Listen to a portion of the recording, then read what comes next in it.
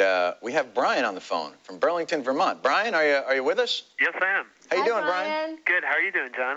A little pensive, but thank you. How you doing? Do you have a question for Salma? Yes, I do. Hi, Salma. Hi, Brian. How are you? I have just a quick question. How difficult was it for you to do the strip scene in From Dusk Till Dawn and working with Quentin Tarantino? Oh, well, working with Quentin Tarantino was not difficult at all. He's a lot of fun, and he's a good friend, too, so... Talkative chap. Talkative chap, likes yes. to throw the stories around. Yeah, but he has some good stories. I like to listen to him. Yeah? I do. Now, in that strip scene, I remember, Brian, and tell me if you remember this, you poured whiskey down your leg. Exactly. Into his mouth. Exactly. Yes. Now, I just want to ask this quickly. Who wrote that scene? Quentin. Quentin wrote that. Well, how interesting. George Clooney often complains about this, you know, how he's like, you know, the hero of the movie. But in this particular one, Quentin gets the girl to do all this. Yeah, it's good to be the writer. Yes. Brian, did you enjoy that movie, Dusk Till Dawn? Yes, I did. It's always the Day of the Dead for me, too. Sorry? It's always the Day of the Dead for Oh, me. really? Fan of tequila, am I right, sir? Exactly. Well, you got to keep warm in Burlington, Vermont. Thanks for calling, Brian. Yeah, I just wanted to say, John, you're doing a great job with this, and you always do a great job with your shows. And Brian, I appreciate that very much. Thank you. I hope you get your own show again soon, man. Thank you, Brian. Yes, we vote for that. That's wonderful. So, yeah, you're on the set. You got George Clooney, the hunk of the moment. You're breaking through on all these hot roles. Are these guys... are they hitting on you now? Is it a whole, like, do the famous guys start calling you? Like, you get the calls from, you know, Costner calls, I want to have dinner with you? No, I get some calls from some famous, for that. See, it's very cold in here. It's very cold in here. Cold. I'm having trouble speaking as well. I get some calls from some guys, but not the guys I've worked with. I've been really lucky. I have established really good relationships, working relationships, and some really good friendships with the people that I've worked with. You know what I think the problem here is, Salma? What? I think you're a little intimidated by my beauty. Yeah. I think it's rare that you're this close to the kind of ethnic... John, I have to confess, it's really true. And you know what? No, it's not. Now, let me tell you. No, I'm going to be very honest. I'm going to tell you. You know what did it for me? It was the way, yeah, right. Your socks. Here's what she's saying, folks. All right, here's the big goof. Big loser boy's wearing white socks and a suit. How about that for loser boy? I pick out the whole outfit, and I forget the fact that I'm wearing...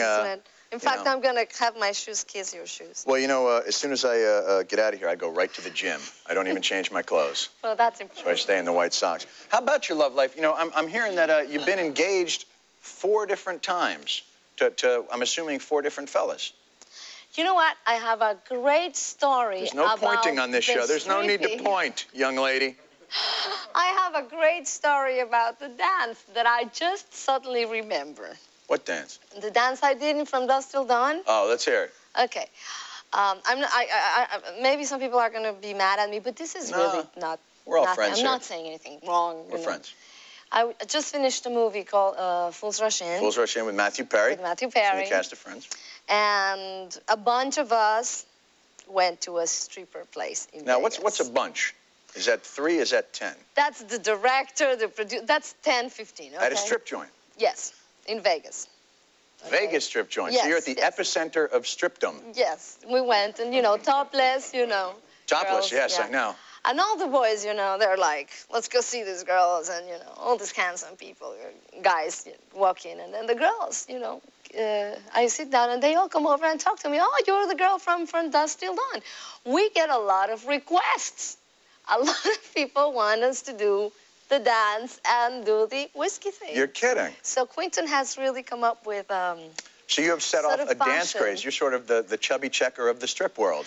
You've set off like a dance craze, like the twist in the strip world. Was that hard to go to a strip joint? Because even I get uncomfortable in those. Yeah, it was kind of strange, but you know, it was fun. It was a joke. Right, you're goofing around with some friends, and obviously you're relaxed with them. You've been around them for a long time. Yes. You've been engaged 4 times. Oh God, I thought, you know, I came up with a good one to get you on that track. I gave it away, and you go back to it. But it's I barely had 4. You know, my girlfriend now. We've been together for a year and a half. We still haven't done. Great. What's the average length of time in your relationship before you get engaged? What's the fastest you ever got engaged? What's the longest you ever got engaged?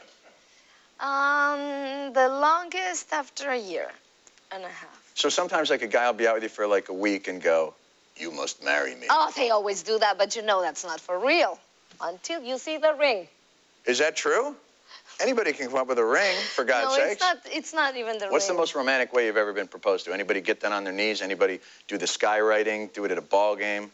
I really have not had anybody be really romantic about it, except for one. But Basically, they just walk by, hey, marry me. No, one time we broke up, and then on Valentine's Day, you know, he said we should get back together and we should get married.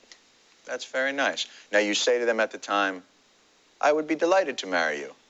And then... It's just so romantic, John, and it's so flattering that somebody, and, you know, if you're with these people for some reason, so at the time, I would think it was such a fantastic idea, and I would say yes. Now, are you the one usually that breaks it up? Like, you wake up the next day and go, well, not the next day. No, not the next day. But, you know, as you're getting closer or it's becoming more real. And I was very young, too. You know, the first time I was 18. Oh, 18, so sure. That's tough. I was smart. Once it starts becoming real, you realize that probably this is not right. No, not right. You're someone who gets what you want a lot. Am I correct? Have you ever set your sights on something and not gotten it?